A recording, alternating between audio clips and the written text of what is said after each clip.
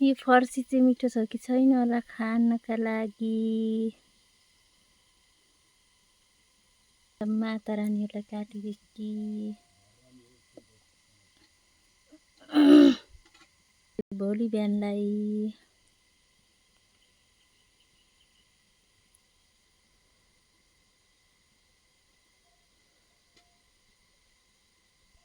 मेरो चाहिँ ब्याट्री बिग्रेर बिजोक छ, पावर ब्याङ्कमा चार्जमा हाल्यो कि।